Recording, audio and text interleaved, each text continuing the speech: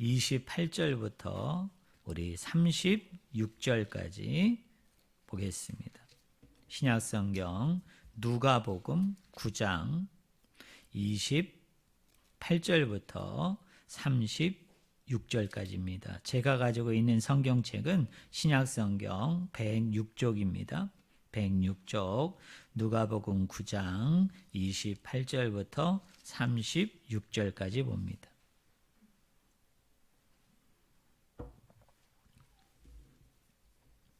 제가 읽어드립니다.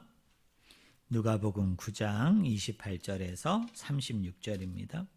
이 말씀을 하신 후 8일쯤 되어 예수께서 베드로와 요한과 야고보를 데리고 기도하시러 산에 올라가사 기도하실 때에 용모가 변화되고 그 옷이 휘어져 광채가 나더라. 문득 두 사람이 예수와 함께 말하니 이는 모세와 엘리야라. 영광 중에 나타나서 장차 예수께서 예루살렘에서 별세하실 것을 말할세 베드로와 및 함께 있는 자들이 깊이 졸다가 온전히 깨어나 예수의 영광과 및 함께 선 두 사람을 보더니 두 사람이 떠날 때에 베드로가 예수께 여짜오되 주여 우리가 여기 있는 것이 좋사오니 우리가 초막 셋을 짓되 하나는 주를 위하여 하나는 모세를 위하여 하나는 엘리야를 위하여 하사이다 하되 자기가 하는 말을 자기도 알지 못하더라. 이 말할 즈음에 구름이 와서 그들을 덮는지라. 구름 속으로 들어갈 때에 그들이 무서워하더니 구름 속에서 소리가 나서 이르되 이는 나의 아들 곧 택함을 받은 자니 너희는 그의 말을 들으라 하고 소리가 그침에 오직 예수만 보이더라. 제자들이 잠잠하여 그 본 것을 무엇이든지 그때에는 아무에게도 이르지 아니하니라. 아멘. 오늘 같이 읽은 본문 말씀을 가지고 부활의 영광은 십자가의 열매이다 라는 제목으로 같이 하나님의 말씀을 우리가 나누기를 원합니다.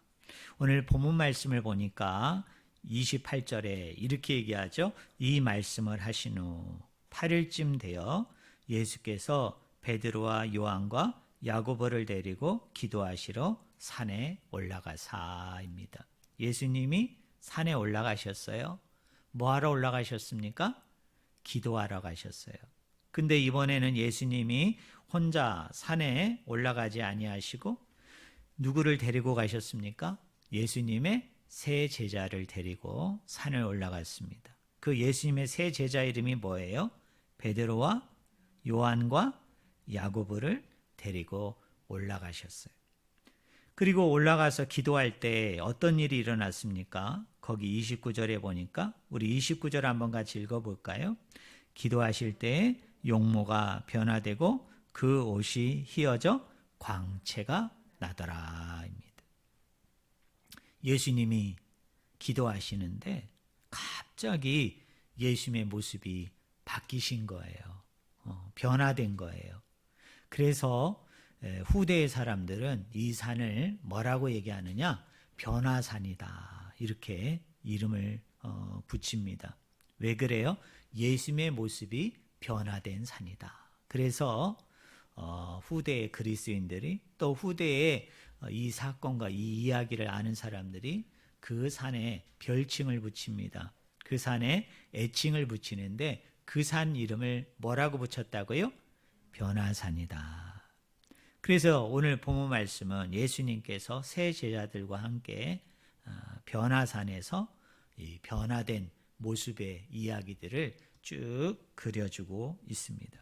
근데 그 변화 중에 그 나타난 내용 중에 뭐가 있습니까? 옷이 어떻게 됐다고요? 휘어졌다. 옷이 휘어져서 그 옷에서 뭐가 났다고요? 광채가 났다. 광채가 났다라고 얘기합니다.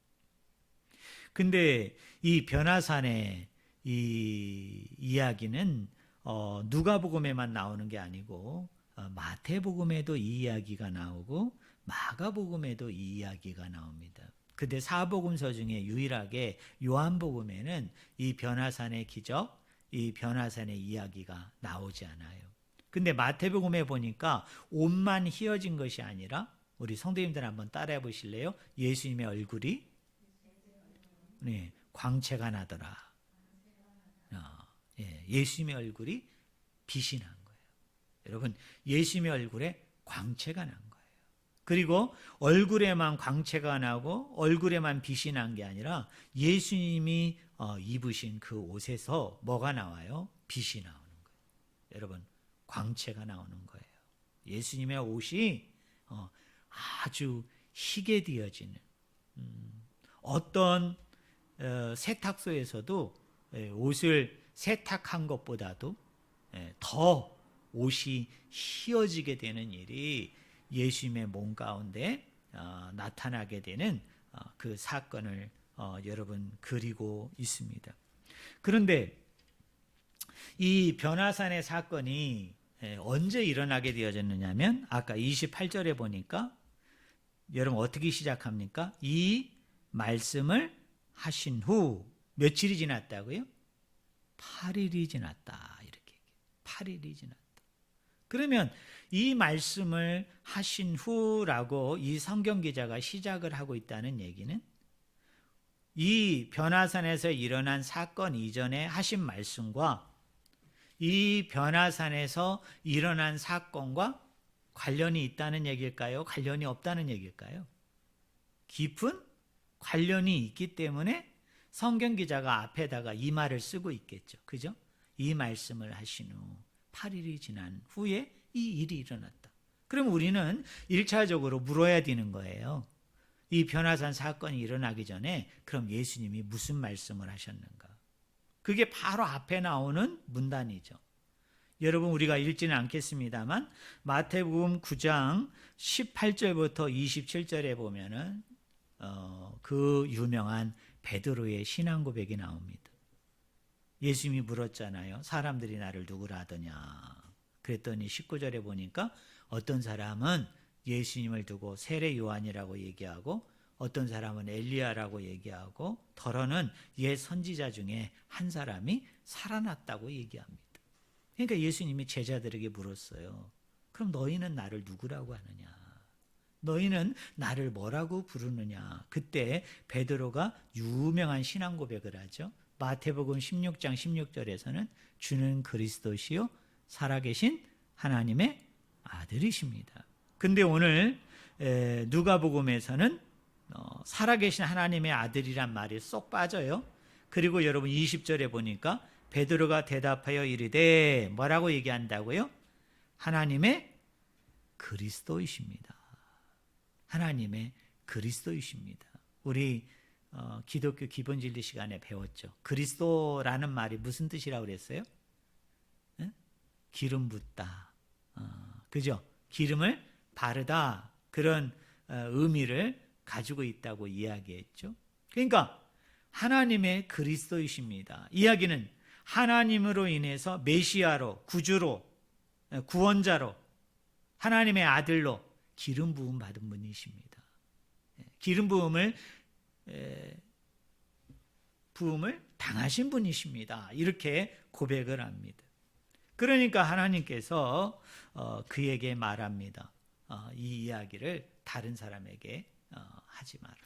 이 이야기를 다른 사람에게 이야기하지 말라. 그리고 난 이후에 여러분 22절부터 27절까지가 뭐냐면, 예수님이 장차 자기가 어디에? 십자가에 매달려 죽을 것과, 그리고 사흘 만에 뭐 할 것을?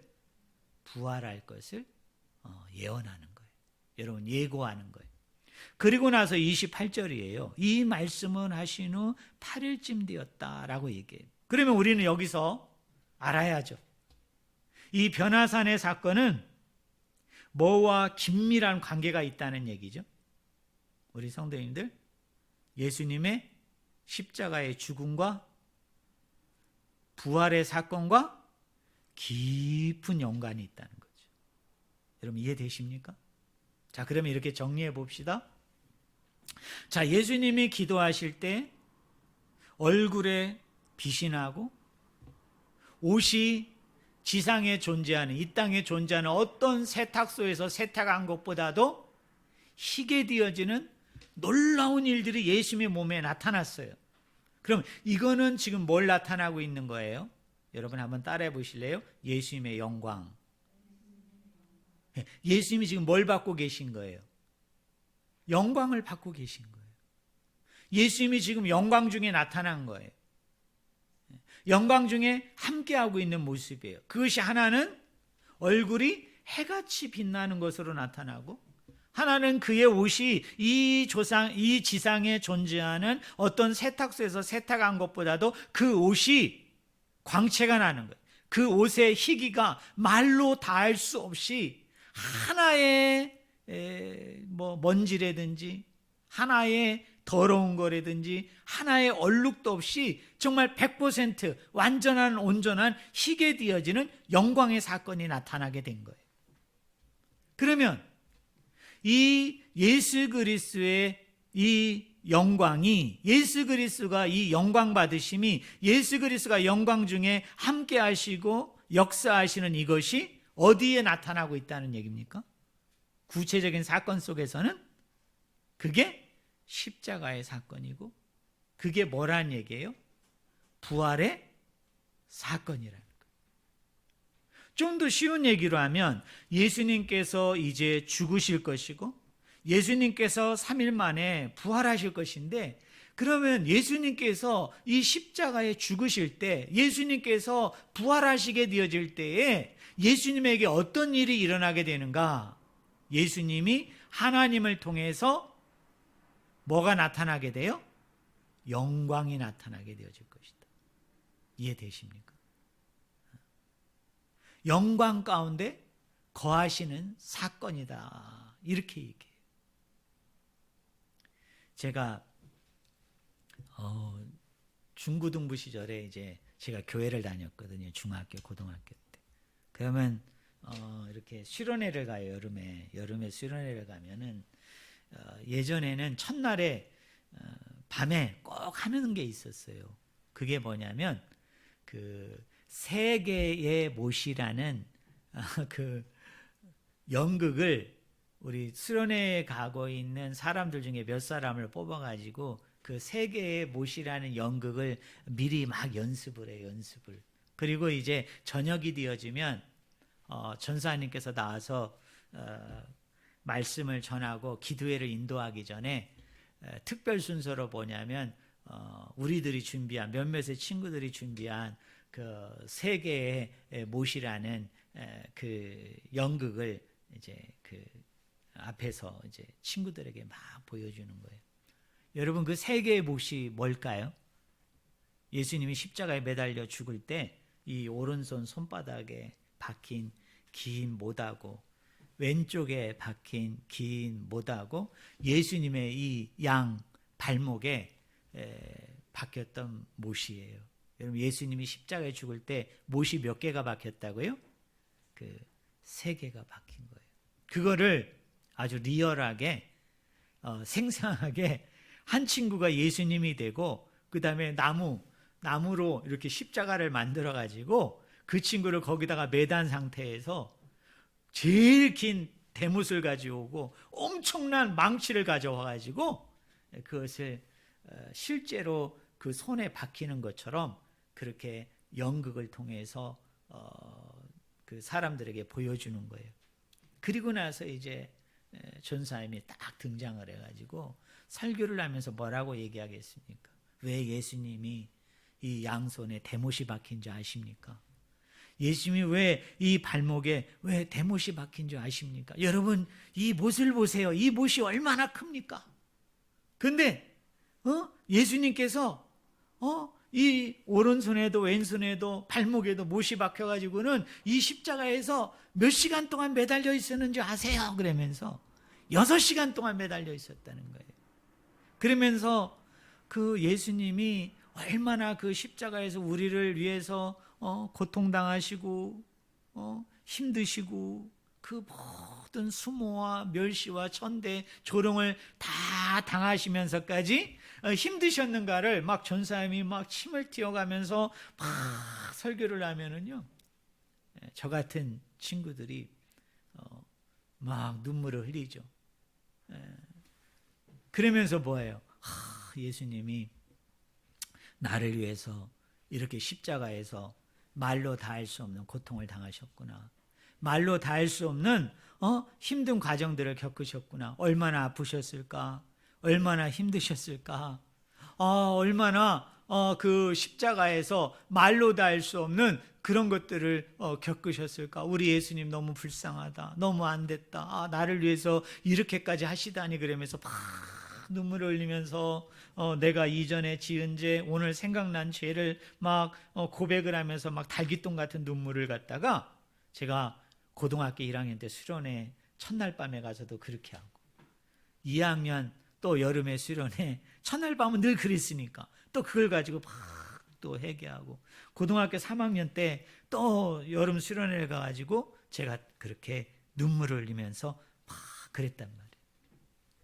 그런데 제가 나중에 이제 신학교를 가고 공부를 하면서 발견한 게 뭐냐면, 예수님 당시에 이 십자가의 죽음이 제가 어렸을 때는 가장 끔찍한 죽음인 줄 알았어요.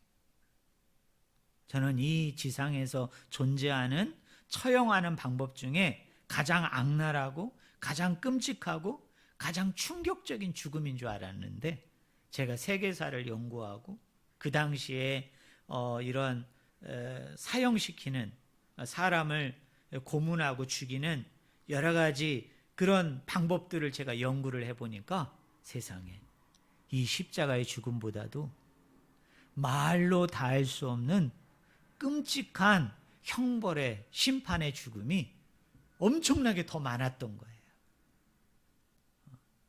우리 성도님들 아셨어요? 우리는 십자가의 죽음 그러면 왠지 이게 가장 끔찍하고 가장 흉악한 그런 형벌이기 때문에, 우리가 십자가만 보면은 우리 예수님 너무 불쌍하다.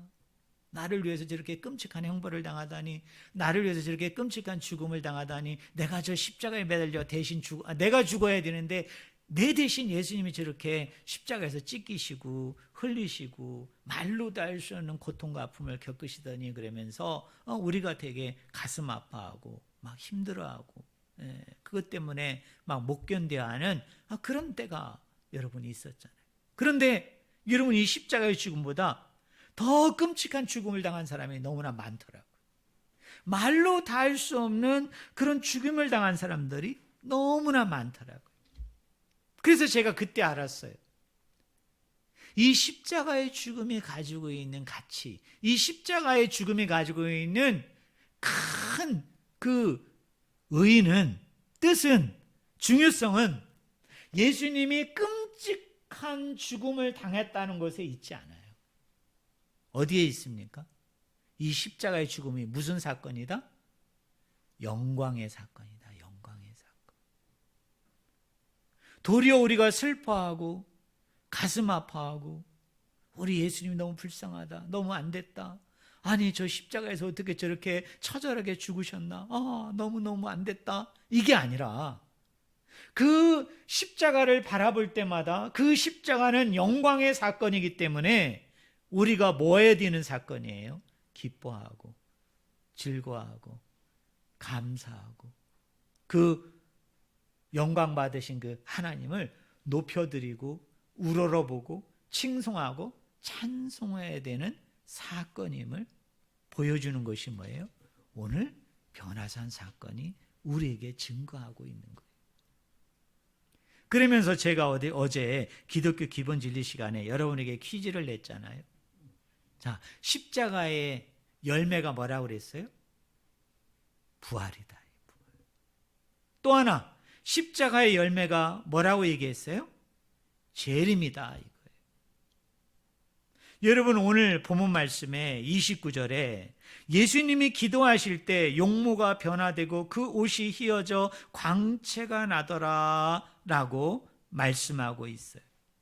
그리고 여러분 30절에 보세요. 문득 두 사람이 예수와 함께 말하니 이는 모세와 엘리야라.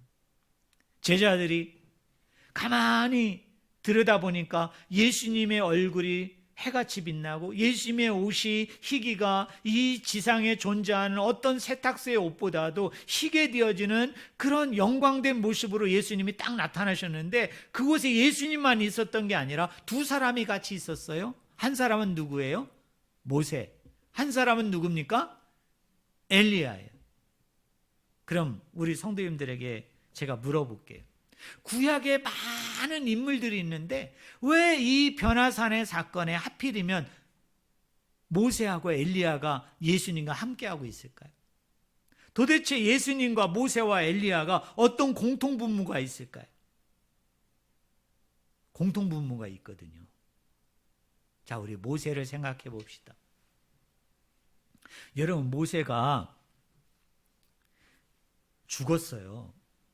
근데 모세가 죽은 것을 발견한 사람이 있을까요? 없을까요? 발견한 사람이 없어요, 성경에. 모세는 하나님 앞에서 죽었거든요.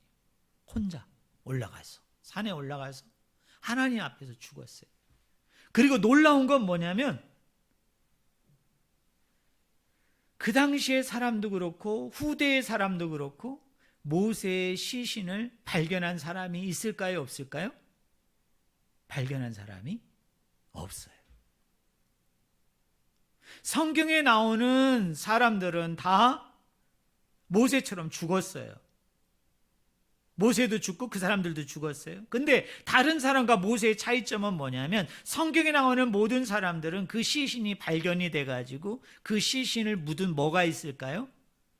무덤이 있죠. 그런데 모세는 죽었는데 그 죽은 걸 본 사람도 없고, 죽었는데 그 시신을 본 사람도 없고 찾은 사람도 없어요. 지금까지도 모세의 무덤은 발견되지 않고 있어요. 이게 모세의 특징이에요. 자, 엘리야. 여러분, 엘리야는 죽었을까요? 죽지 않았을까요? 엘리야는 죽지 않았어요.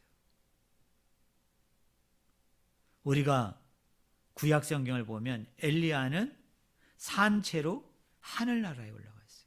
하나님 나라에 올라갔어요.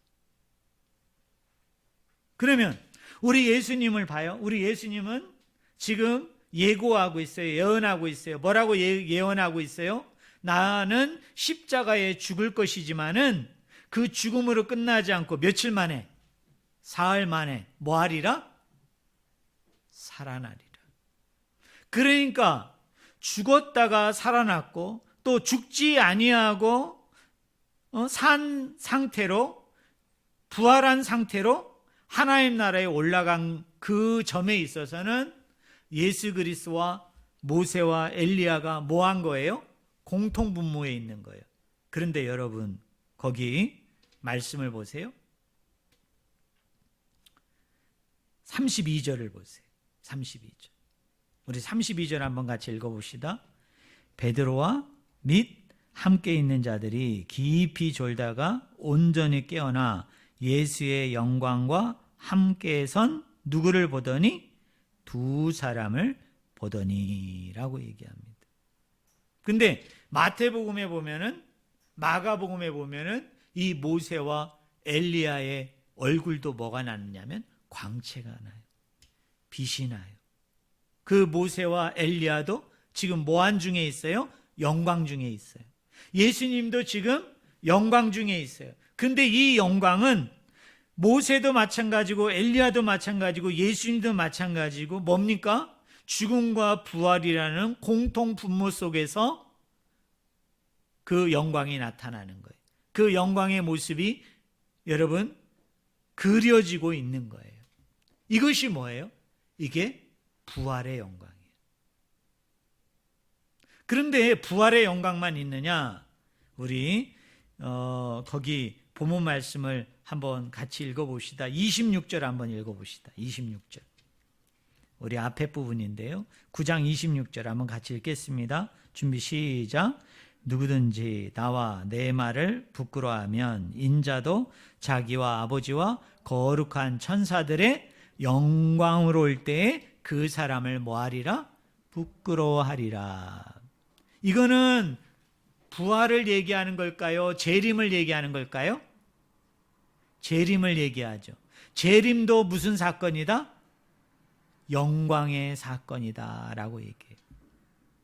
자, 그러면 우린 여기서 이런 질문을 해야 돼요. 그럼 왜 십자가의 열매가 부활이고 십자가의 열매가 재림인데 부활과 재림이 영광의 사건이라고 그랬잖아요. 그러면 부활과 재림이 왜 영광의 사건인가? 그거를 우리가 마지막으로 한번 생각해 보자고요. 자, 그것이 어디에 나와 있느냐면 31절입니다. 우리 31절 말씀을 한번 같이 읽어봅시다. 같이 읽겠습니다. 영광 중에 나타나서 장차 예수께서 예루살렘에서 별세하실 것을 말할세. 자, 모세와 엘리야가 영광 중에 나타났대요. 그리고 지금 예수님도 영광 중에 계세요. 그래서 모세와 엘리야와 예수님의 공통 분모는 뭐예요? 영광 가운데 있는 거예요. 영광 가운데. 근데 그 영광은 뭐와 관련이 있다? 죽음과 부활과 깊은 관련이 있다고 얘기했죠. 이 세 사람의 공통 분모는 죽음과 부활이에요. 자, 그런데 이 모세와 엘리야와 예수님이 지금 무슨 이야기를 하고 있어요? 무슨 이야기를. 근데 마태복음하고 마가복음에 보면은 예수님과 모세와 엘리야가 대화를 하고 있는데, 말을 하고 있는데 그 대화의 내용이 뭔지를 말하지 않아요. 그런데 너무나도 고맙게도요, 누가복음에서 예수님과 모세와 엘리야가 무슨 대화를 나누고 있는가가 소개되고 있어요. 여러분 31절을 보시면 무슨 대화를 지금 나눈다고 얘기했죠? 거기 보니까 예루살렘에서 뭐 하실 것을? 별세하실 것을. 근데 이 번역은 좋은 번역이 아니에요. 사실은 이 번역은 원어 성경에 맞는 번역이 아니에요. 자, 제가 헬라어를 좀 하니까 제가 이거를 그대로 한번 제가 사역을 할게요. 제가 직역을 하면은 이런 뜻이에요. 그가 예루살렘에서 곧 성취할 예수님의 탈출 작전을 말할세입니다. 여기 별세라는 단어가 엑소더스예요. 엑소더스. 탈출 사건이에요. 탈출 사건. 탈출 사건. 자, 여러분 저 한번 보세요. 구약에서 유명한 탈출 사건 뭐가 있죠? 이스라엘 백성이 어디서 탈출했어요? 애굽에서 탈출했잖아요. 애굽에서 탈출. 그래서 광야 40년을 거쳐가지고 하나님이 약속하셨던 어디? 가나안 땅에 들어가게 되잖아요. 자, 애굽에서의 그 탈출 사건은 그 당시 구약 백성들에게 있어서는 무슨 사건이에요? 애굽으로부터 구원받는 거죠. 그죠? 종살이로부터, 노예로부터 그들이 해방을 받는 거예요. 구원을 받아서 어디로 가게 돼요? 하나님이 약속하셨던 가나안 땅에 그들이 가서 정착하게 되면서 거기서 민족을 이루고 국가를 이루면서 살도록 하나님이 이끄신 사건. 그걸 우리가 뭐라고 얘기하냐면 출애굽이라고 얘기하는데 여기에 탈출했다라는 게 엑소더스예요. 그런데 우리 예수님도 지금 모세하고 엘리야하고 뭘 얘기합니까? 자, 예루살렘에 이제 예수님이 들어가게 되어지면은 거기서 예수님이 십자가에 죽는데요. 근데 그 십자가에 죽는다는 것을 뭘로 얘기하고 있어요? 십자가의 죽음은 엑소도스다. 대탈출 사건이다. 어디로부터 탈출하는 걸까요, 그러면? 아까는 종으로부터 노예로부터 탈출이라고 얘기했죠. 그러면 십자가의 사건은 대탈출 사건이다. 다른 말로 얘기하면 대구원 사건이라는 거예요. 어디로부터 탈출하는 거죠? 예수님이 십자가에서 죽으신 것은 우리가 어디로부터 탈출시키기 위해서? 죄로부터, 저주로부터, 사망으로부터, 죽음으로부터 우리를 대탈출시키기 위한 구원의 사건이라는 거예요. 그것이 뭐예요? 영광의 사건이라는 거예요. 영광의 사건. 우리가 기뻐하고 즐거워하고 감사해야 되는 그 사건임을 말씀하는 거예요. 그러니까 예수님께서 이 변화산상에서 왜 얼굴에 해같이 빛나고 그 다음에 그 옷이 희기가 이 지상에 존재하는 어떤 세탁소에서 빠른 옷보다 세탁한 옷보다도 왜 흰 사건이 있었는가? 그리고 구약의 수많은 인물들 중에 왜 하필이면 모세와 엘리야가 예수님과 똑같이 영광 중에 나타나셔서 지금 함께하고 있는가? 제자들에게, 이걸 바라보고 있는 3명의 제자들에게 뭘 얘기하려고 하는 거예요? 지금 예수님이 쉽게 얘기하면, 아까 제가 수련회를 갔더니 저를 포함해서 몇몇의 친구가 세계의 못이라는 연극을 보여줬다고 그랬잖아요.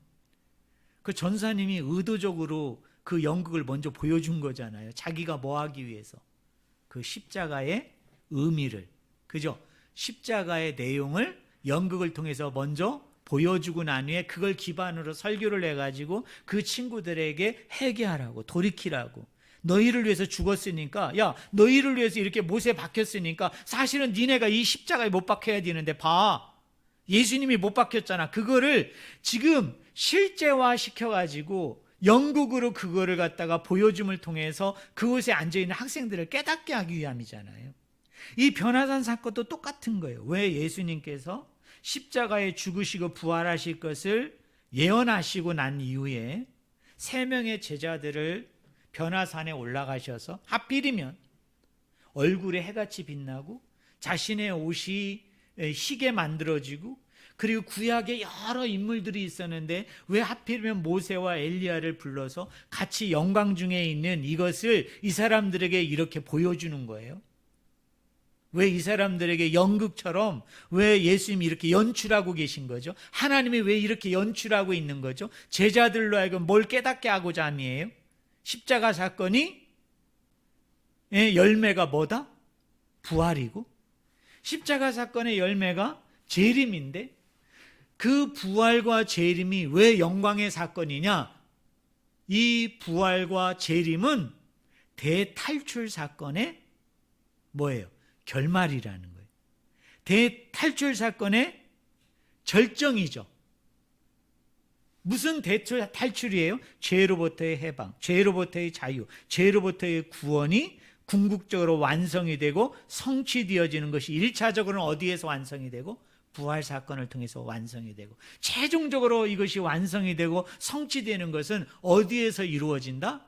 재림의 사건을 통해서 이것이 이루어진다는 것을 보여주기 위해서 지금 예수님과 모세와 엘리야가 만나서 뭘 하고 있는 거예요? 쉽게 얘기하면 하나님께서 이 3사람을 이용해서 연출하고 계신 거예요. 연출. 우리에게 드라마를 보여주고 있다고요. 쉽게 얘기하면 우리에게 지금 연속곡과 영화를 보여주고 있는 거예요. 그러면 시청자인 저와 여러분이 이 드라마를 보면서 깨달아야 되는 거죠. 아, 십자가의 죽음은 부활을 잇기 위한, 재림의 그 최종적인 영광을 위한 하나의 과정이고, 그리고 결국 이 십자가의 죽음을 통해서 열매 맺어지는 것이 부활과 재림인데, 이것이 영광의 사건인데, 왜 이게 영광의 사건이냐? 이게 대탈출국이구나. 저와 여러분의 구원 사건의 절정이요, 구원 사건의 결말이구나. 그것이 바로 부활이고 그것이 바로 재림이구나. 이것을 어떻게 해야 됩니까? 여러분이 깨달아야 되는 거예요. 여러분이 아셔야 되는 거예요. 자, 그러면 적용하겠습니다.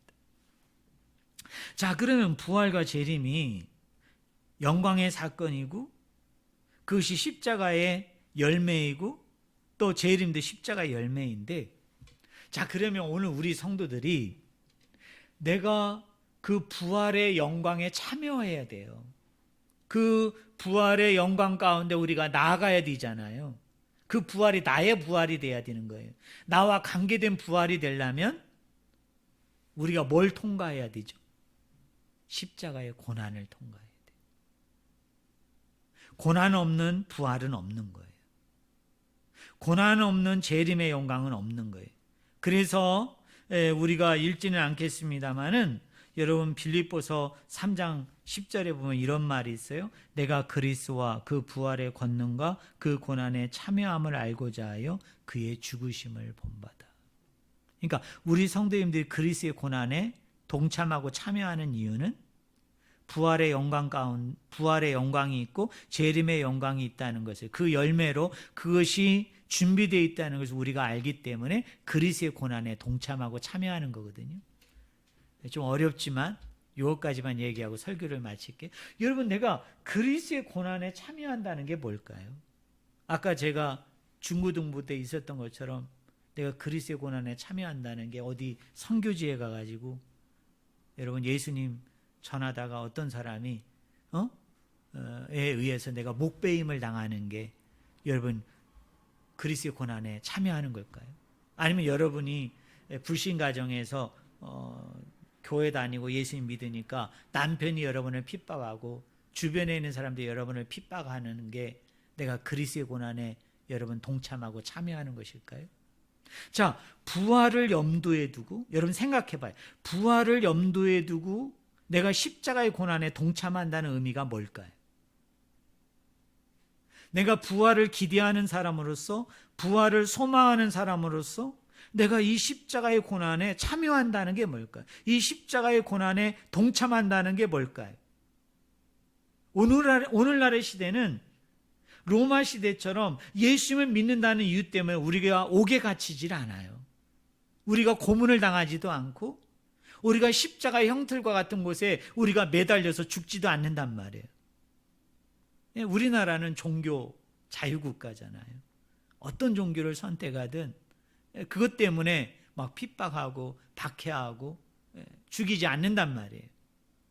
그러면 이런 상황에서 내가 부활을 염두에 두고 내가 부활신앙을 가진 상태로 내가 십자가의 고난 가운데 동참하고 참여한다고 얘기할 때, 그러면 내가 어떤 것을 통해서 내가 참여할 수 있을까요? 내가 어떤 것을 통해서 이 고난 가운데 함께 할 수 있을까요? 뭐가 있을까요? 여러분, 이걸 찾아야 되죠. 뭐가 있을까요? 이런 거예요. 제가 쉬운 단적인 예를 들을게요. 참는 거예요. 인내하는 거예요. 그리고 때로는 내가 죽는 거예요. 뭐에 대해서? 죄에 대해서, 불의에 대해서, 세상의 악에 대해서.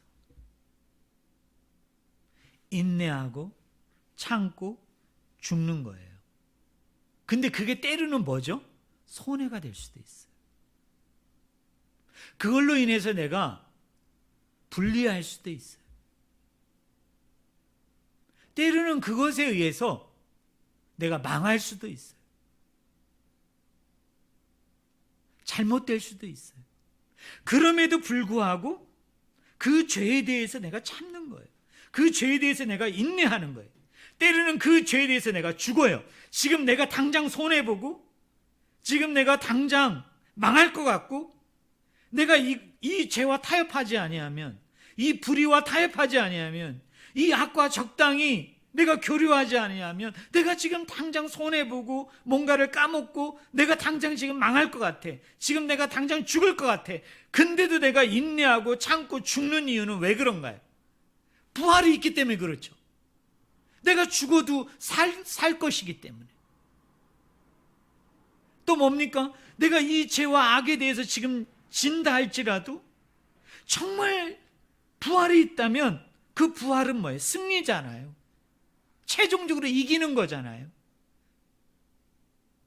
그리고 내가 심판을 믿는다면 내가 이 땅 안에서는 이 죄와 불의와 잘못된 것에 대해서 내가 손해보고 망하고 죽는 것이지만은, 그러나 내가 죽고 난 이후에는 부활의 그 영광 가운데 속에서 하나님 나라 안에서 하나님의 인정을 받고 대접을 받고 영광을 받는 가운데 영원히 살 것을 내가 안다면, 이 땅 안에서는 내가 이렇게 살아가지고 다 없어지는 것 같고 사라지는 것 같고 많은 것 같지만, 그러나 부활하고 난 이후에는 이 찬란한 영광 가운데 나아간다는 걸 내가 정말 확신한다면, 우리 성도님들 어떠세요? 이런 사람은 손해볼 수도 있는 거야. 망할 수도 있고 여러분 죽을 수도 있는 거예요. 이게 뭐예요? 그리스도의 고난에 참여하는 거예요. 그리스도의 고난에. 예수님의 고난에 동참한다는 게 바로 이걸 의미하는 거예요. 그런데 우리는 어떻습니까? 부활은 믿지만 이 세상 안에서 고난받기를 싫어해요. 그래서 지는 거 싫고 망하는 거 싫고 죽는 거 싫어요.